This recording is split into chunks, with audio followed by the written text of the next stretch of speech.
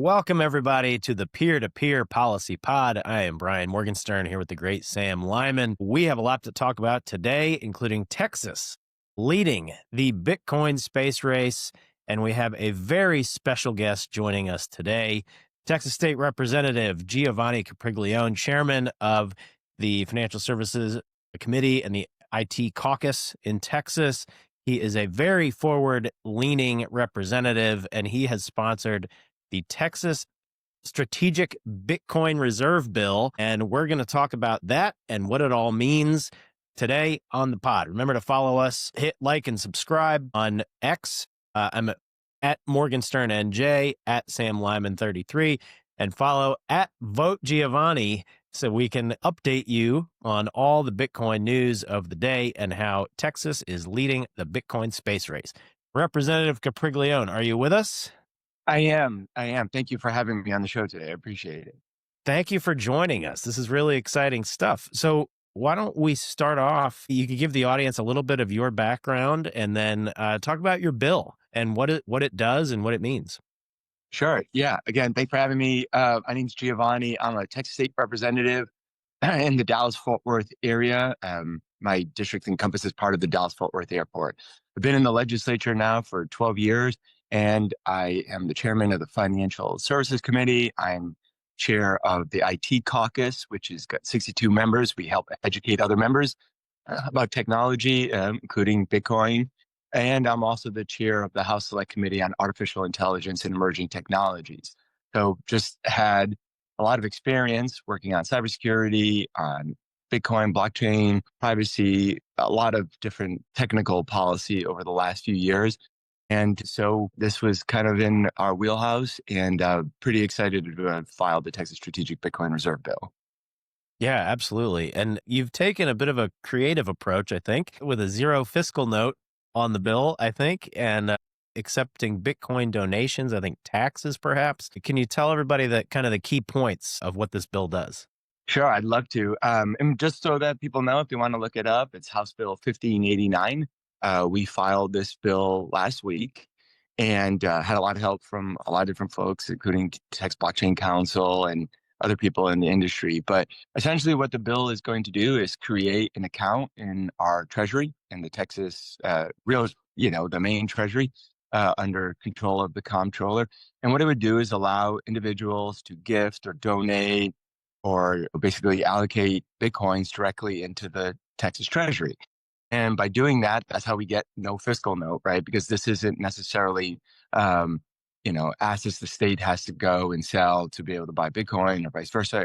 All of that would be placed inside of our treasury. There would be certain, obviously, really important rules when it comes to that in terms of oversight, making sure that it is audited, that it's there, that it's not leaving, making sure that there's transparency. So folks will know how many and how much value there is inside of that account.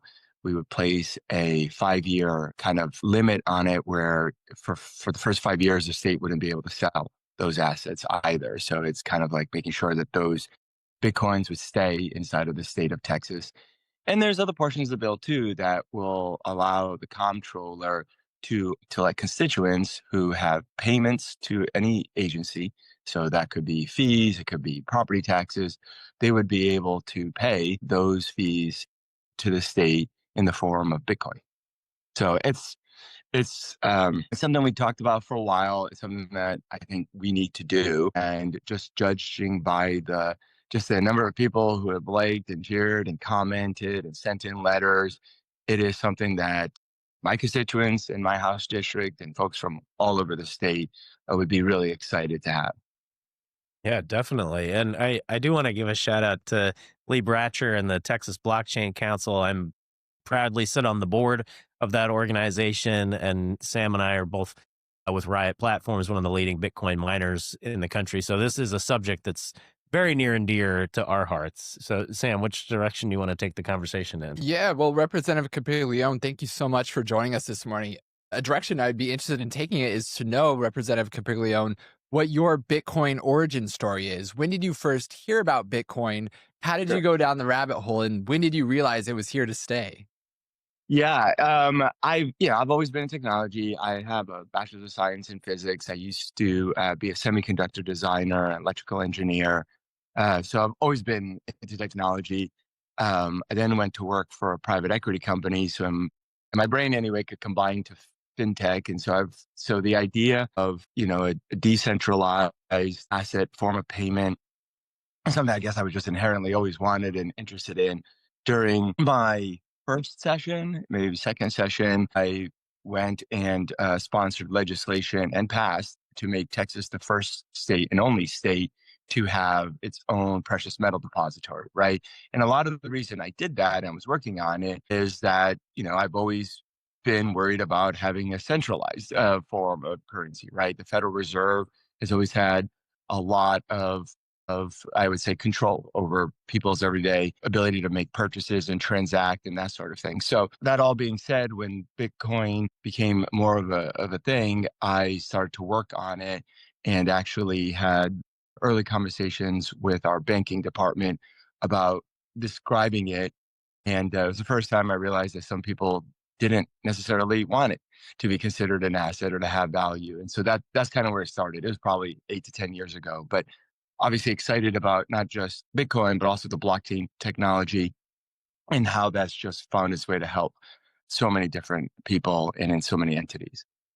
That's a really important point, particularly your mention of a central bank digital currency, CBDC. I mean, Bitcoin's kind of the opposite. It allows people to custody their own assets, without permission from a government or a bank. And the CBDC is sort of the opposite. And that seems to be where some of Bitcoin's opponents want things to go. They want more centralized control. But I want to take a step back and just talk about what Bitcoin has meant for Texas. I mean, our company has kind of revitalized some rural communities where there's not a lot of people or businesses, but they have the power infrastructure to support like an industrial scale, Bitcoin mining operation. So can you tell us a little bit about your experience of just having this industry in your state, in and around your district? What's it like?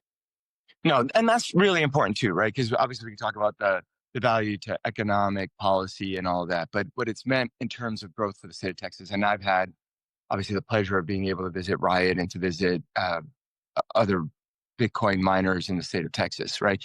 So just from a purely how it helps the state, it has done an incredible job improving our economy, right? We've been able to go and by attracting Bitcoin miners, we've been able to go and turn underutilized assets like buildings and locations, okay, and turning them into viable and profitable industries in rural areas. It's not only provided jobs, it's not only provided a tax base, but it's also gone in the process of building these larger scale Bitcoin miners. It's improved our total infrastructure, right? We've had to provide more electricity. We've had to be able to provide roads. We've been able to provide telecom and broadband and all of those sorts of things. And in that process of doing that, we've improved those rural communities and in many cases, those low income communities. On top of that, I mean, Texas by doing this is becoming when people talk about innovation and technology, they're talking about Texas more and more. And I think that is a large part to do with our attracting Bitcoin miners and their expertise and their workforce. And then finally, I would say that if you do a reasonable view of how this has all worked, Texas, 4 years ago, obviously 4.5 years ago, during Winter Storm Uri, we faced a significant issue with our electricity and with our grid. And in the process of seeing that and trying to fix that, a lot of us came to the conclusion that Bitcoin miners are incredibly helpful to our grid and the safety and security and the resiliency of our grid. And so all of that put together, it's just been an incredible opportunity for Texas to do that because it's also acted as a catalytic investment, right? We now have a lot more data centers moving in. We have a lot more AI type data centers coming into the state of Texas. So it's just been plus, plus, plus, plus. And so that's why, on top of everything else, having a strategic Bitcoin reserve in the state of Texas makes a lot of sense. Actually, and I want to give Sam an opportunity to ask another question, but I want to double click on that issue of the flexibility of Bitcoin mining loads, because there is concern about the growth of demand in Texas, the growth of businesses, The biggest interstate migration in recent years has been from California to Texas. And so there's a lot of growth.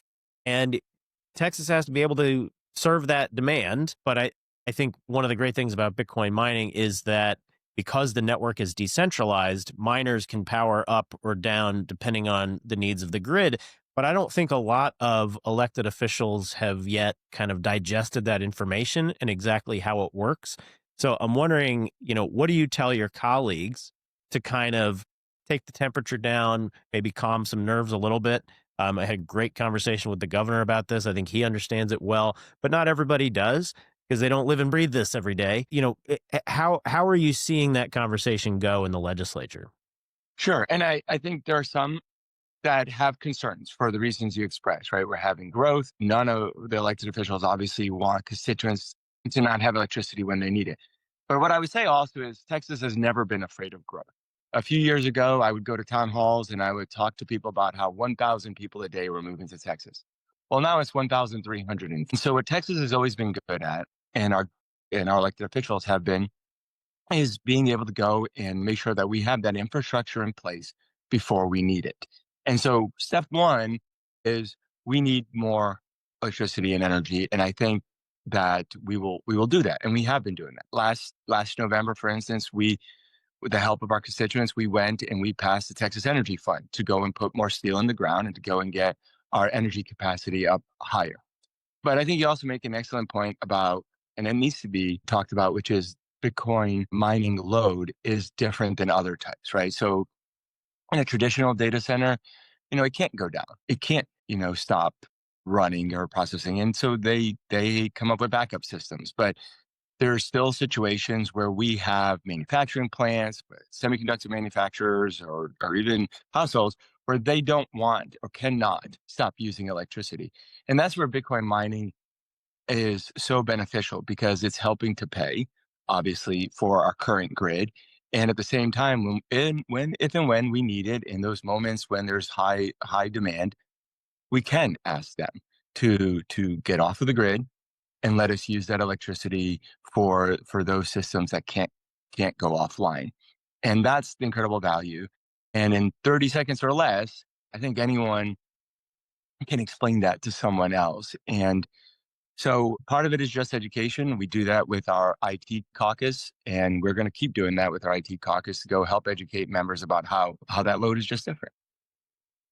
Yeah, very different. And I'm sure it's difficult to explain that to legislators at times, but it's great that you've been so forward thinking on this subject, especially given the fact that you've been in Bitcoin, or at least have known about it for about a decade now. So, Representative Capriglione, it'd be really interesting for our listeners to hear the origins of the Strategic Bitcoin Reserve Bill itself. Could you tell us more about how this bill came to be and why you think it will be good for Texas? Sure. So, I'd heard of this concept, I guess, I would say a couple of years ago. A constituent had talked to me about it. And, we only meet every 2 years, right? So sometimes there's a delay between hearing an idea, getting it ready, and getting it passed, right? Because we meet, like I said, every odd number year. So I'd heard it from some constituents, and just because of the timing, had never done anything. And then I was at an event where Lee Bratcher was the panelist. I was running incredibly late. And in that panel, we had talked about it at some length. And I had made the comment that, okay, let's work on it. And that was, I guess, my first dosage of how excited people are about it, because just saying that I would look into it turned into it became very popular on Twitter. And so then we started to do it in earnest. We worked with the Texas Blockchain Council, Lee Bratcher, and ended up on Twitter Spaces last week and filed it online during it. I'll say I appreciate all the help, because typically speaking, it takes a long time to come up with a bill, have our attorneys go and draft it, and then file it and doing all this stuff. But this one went at breakneck speed. I would say that's because of all the support we had and because of all the energy behind it. And so what might normally take 2 or 3 months, we beginning to end took about a couple of weeks. But just I also want to let people know it's been filed. We start the session in January. I've already had multiple colleagues wanting to support the bill. There's ways that we do that. We call it co-authorship or joint authorship, where we let members go and sign up. So I already have other members from bipartisan and bicameral that want to go and support this legislation. So we're excited and getting ready to go. And I'll be working on this for the next few months for sure. That's great. So actually, that's a great place to jump off of on the prospects for passing it. So I guess my question is, what does that process look like? You're seeing some enthusiasm. That's great. In our experience, the House has been a little bit more forward leaning on issues like this when you compare to the Texas Senate. But, everybody's pretty pro business and wants Texas to thrive. It just seems to me there may be some horse trading or negotiating, and I'm curious to hear your perspective on what you think the process is going to look like. Because the session only goes, was it January to May? It's pretty fast, and you have thousands of bills that you all consider in your one session every 2 years. So what do you think the next few months looks like in terms of process, and how can enthusiasts and members of the industry be supportive and help push this across the finish line? Yeah, that's all right. You're right. We're starting a little bit later this year. So we start January 14th, and I think it goes to the first week in June. And it is slow race to the end, right? So a lot of what we try and do in the beginning part of it is try and get your bills in front of other members because of podcasts like this, because of X and others and news on this bill. It's been really great in terms of trying to get that out there. So what'll happen is we'll have committees probably in February, maybe at the end of February, or beginning of March, we'll have a hearing on this bill. And that's when members of the public can go and participate. They can write in or they can come to the Capitol. And that's the most valuable thing, really, in terms of wanting to help with the bill. But we'll have it open for members of the public where they can come and testify on the bill, for the bill, and then explain why members of the public want to have that. And then at some point, it gets to a vote in the House, and then the Senate hopefully is doing the same thing on their side. In the really short term, what I would tell anyone who's watching this podcast and anyone who's really excited about Bitcoin and blockchain technology, and if you live in Texas, call your state representative. If you don't know who that is, you can just type that in Google and say, who's my Texas state representative or your Texas state senator, and let them know that you'd like them to support Bitcoin or blockchain technologies, or specifically this bill, House Bill 1589. And I'll tell you, it makes a huge difference. It does when people call me, when my constituents call me asking me to support a bill, because that's what we're here to do. And so to the extent that people are listening to this, can help, respectfully go and ask your legislator to support Bitcoin blockchain related legislation. Yeah. Representative, let's talk about the game theory of a strategic Bitcoin reserve for a second. So Satoshi Nakamoto, just 2 weeks after Bitcoin was launched, he wrote in a chat forum online, he said, it might make sense to get some just in case it catches on. And I think that single sentence alone distills the logic behind Bitcoin and its meteoric rise. On an individual level, people who are really discerning heard what Satoshi said and they got some Bitcoin thinking that it would catch on, and sure enough, it has. It's not only caught on among individuals, but with institutions now as well, with some of the biggest companies in America like Tesla or MicroStrategy.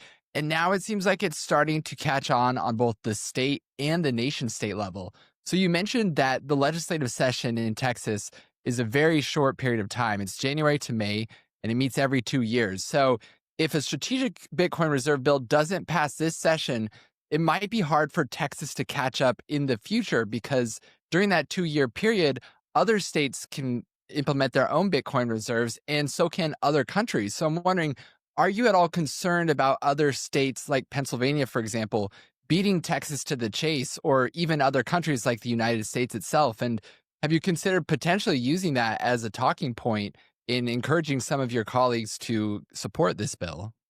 Sure. Yeah, a couple of things. Yeah, that's on the first point that you made. Yes, it's a challenge generally. I do a lot of technology, and the problem is the 2 years, right? And so you miss any 2-year window. I'm working on artificial intelligence legislation right now.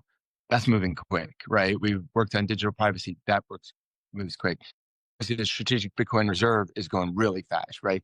And so, absolutely, when I talk to other members of the legislature about this is this is what we want, but this is what we always want when we do anything here in Texas. We want it to be the biggest and we want to be the first ones to do it. And so there is definitely, at least from my perspective, a sense of urgency that I'm trying to instill on others to be able to do this. I think Texas should be first and it should be the biggest. We're the seventh largest economy in the world. We surpassed France.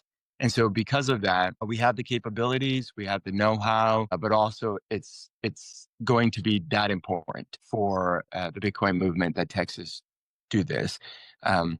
If we pass legislation in the state of Texas and I'm able to get over 2/3 of the vote for it, so if the supermajority of members vote for it, can become effective as soon as session ends in June, early June.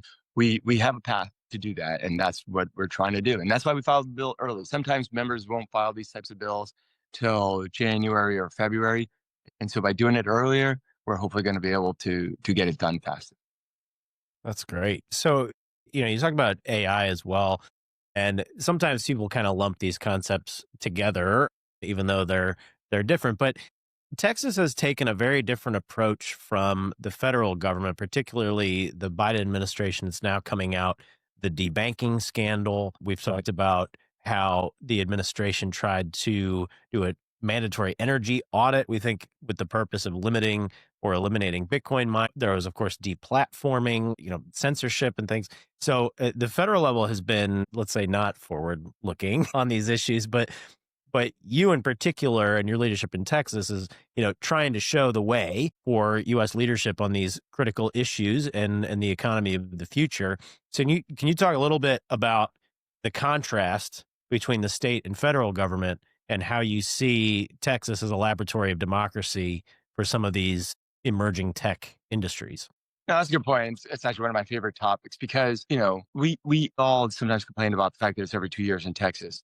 But we get a lot of stuff done, right? We'll pass 800 to 900 to 1,000 different pieces of legislation in those few short months. And anyone who's been watching the federal government, and with all due respect to obviously my colleagues who work in Congress, they don't really get a lot of bills passed, or a lot of laws passed, or even a lot of changes passed, which is hopefully going to be different with the incoming administration. And I expect that it will be. But in some parts, I think that's okay. I mean, I think the states are where our founding fathers thought a lot of this stuff should start, right? It is the laboratory of democracy on the state level. And so what we're able to do is try different things out faster. And we work with other states, right? We see what they're doing. We have different platforms to do that. But given where Congress is now, given where the states are, I do expect the states to lead on Bitcoin, on blockchain, on artificial intelligence. And when you think about why we need to do this, it's economics, incredibly important, right? We can't rely on the federal government to pass laws to let us be able to go and have these industries thrive. But it's also a national security issue, right? We need this expertise. We need this technology. We need all of this done. And we need this to protect our country in a lot of ways. And so that's what gives us the ability and the desire to do it at the state level. I'm trying not to knock the federal government too much. I mean, but I think we all see how difficult it is for them to pass budgets, let alone comprehensive technical bills.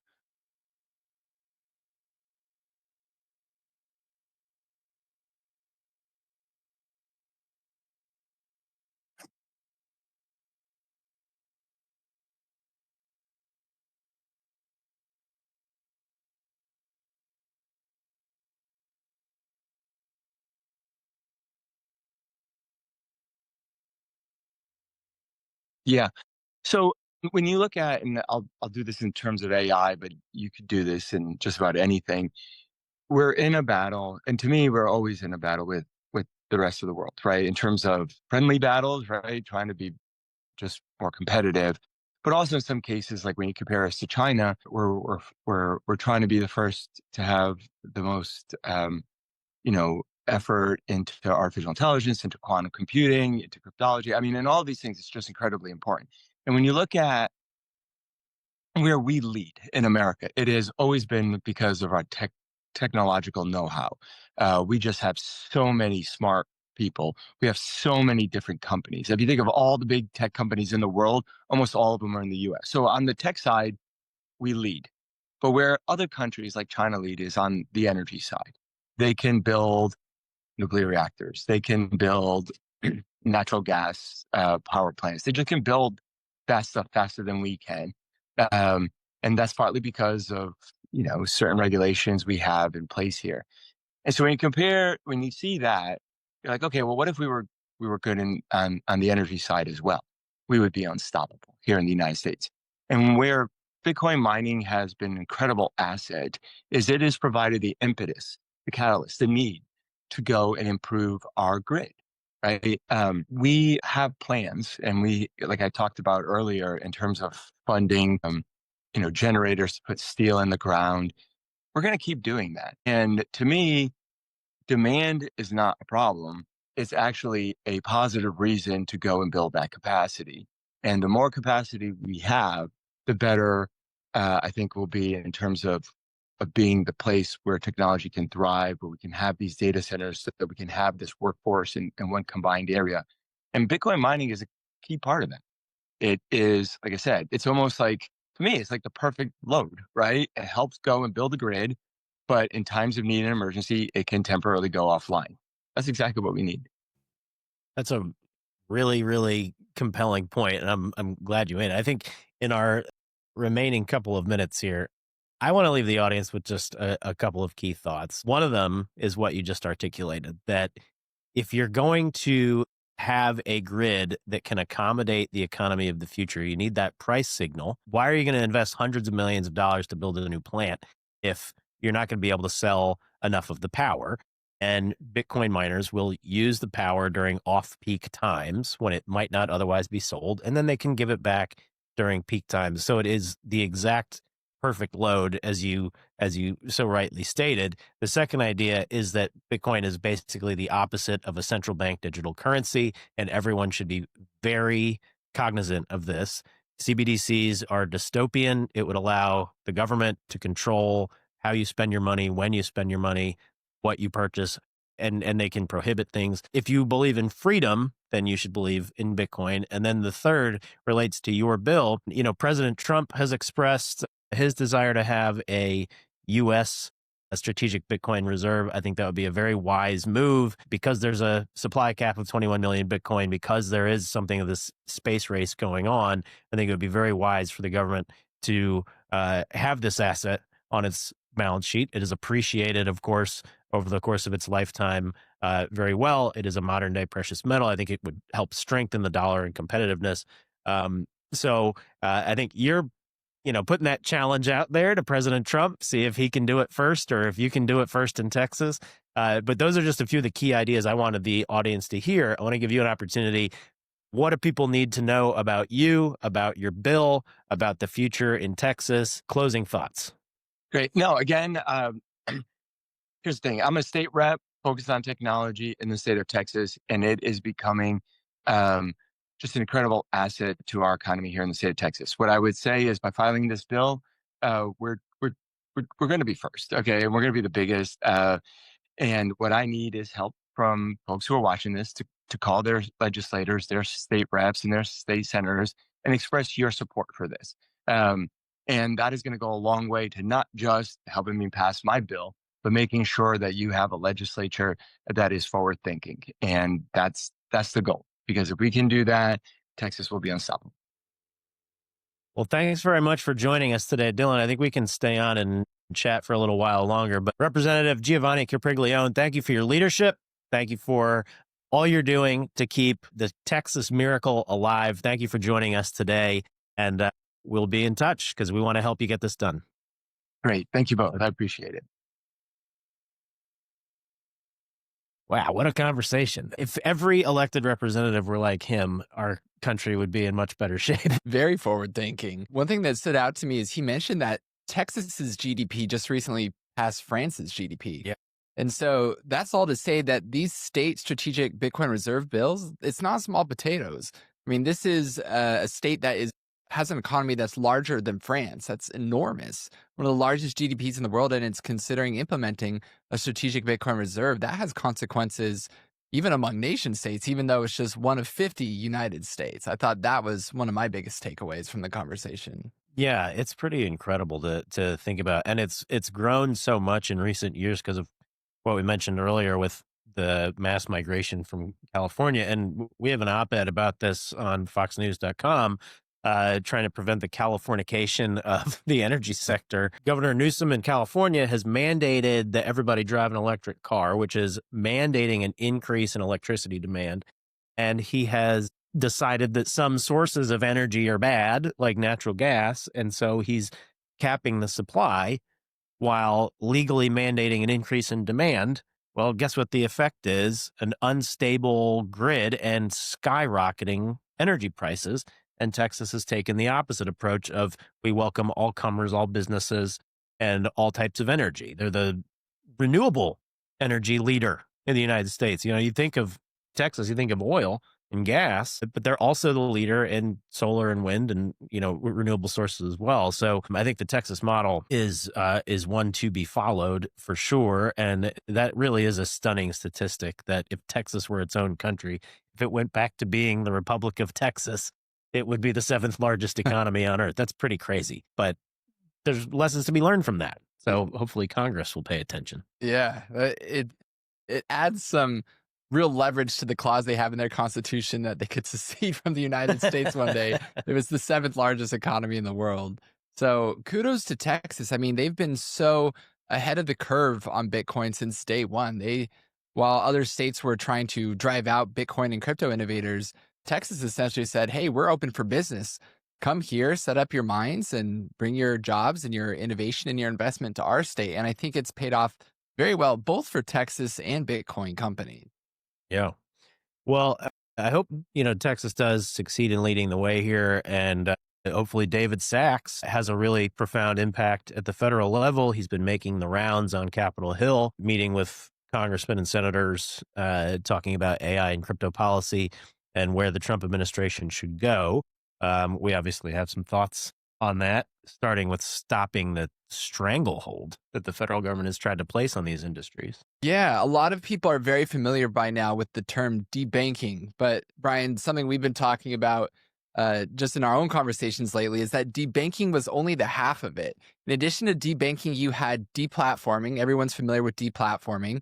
The Biden administration went after its enemies on social media to try to get them censored or deplatformed altogether. But a lot of people don't know that they tried to deplatform mathematics.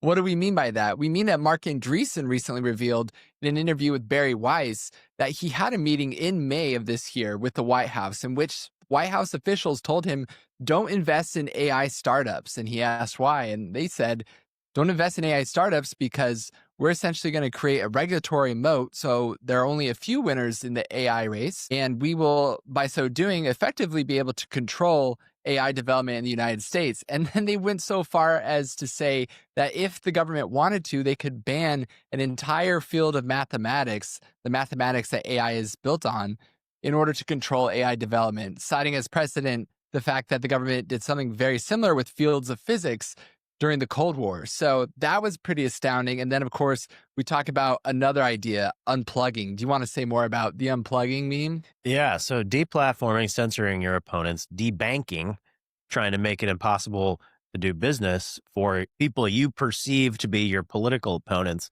but in private business. And then the third prong was this unplugging, where the White House had issued statements saying they want to limit or eliminate Bitcoin mining from the United States. Incredibly damaging and bizarre position to take. But then they started to execute on that vision by proposing a 30% excise tax on the electricity Bitcoin miners use. Have you ever heard of something so crazy? And they did this mandatory energy audit where they tried to collect all of our power bills, power contracts, and to make it impossible for us to get electricity. This was like some of the most draconian, crazy crackdown stuff I've ever encountered. So terrible government overreach. I think President Trump and David Sachs can start to put the U.S. on the path to winning by just taking the foot off the brake. Just let people succeed. If they are in legal businesses, let them talk about their vision for freedom and prosperity online without censorship. Allow them to have a bank account for a legal business. I can't even believe we have to ask for that. And allow them to have electricity. I mean, we had an interesting meeting with some energy regulators recently, and some of them are great. The ones who are great recognize that power and utilities exist to serve loads. And some of the most important loads now are Bitcoin mining, high performance computing. Some of these, high electricity functions are going to help the U.S. win the space race of today. So having that mentality of, the power sector exists to serve load, rather than having the federal government say, we're going to decide and ration who gets to plug stuff into a wall. I mean, totally crazy. So take the foot off the brake, let industry succeed in the U.S. And I think we're going to have, what President Trump calls a new golden age. Hopefully. That's, fingers are crossed that things will go well. New golden age, or perhaps a new orange coin age. We'll see with Bitcoin. So, right. Yeah, all the United States has to do at this point is follow exactly what you were saying, Brian, the Texas model. Just let your foot off the brake and let the market work itself out. Let the best innovators rise to the top. And at that point, not only will our energy markets improve, not only will energy prices decrease, and by so doing, bring inflation down, but you'll see a lot more innovation across all industries in this country. So fingers crossed for that. Well, and, inflation's been such a key issue, obviously, in the election, and not to keep going back to Mark Andreessen, but he says a lot of smart stuff. And he wants to see a cost curve, like the TV cost curve, for a lot of other things, like healthcare or education, and hopefully with energy as well, where with innovation and competition, you see the price of these things go down, and that's going to unlock, I think, a lot of value. Well, we covered a lot of ground today. Any closing thoughts? I don't think so. We did cover a lot. This has been great. Thanks, everybody, for joining us. Remember to follow us on social media at MorganSternNJ, at SamLyman33. Hit that like and subscribe button, and join us next time on the Peer-to-Peer Policy Pod. Merry Christmas, Happy New Year, and we will see you again soon. Thanks a lot.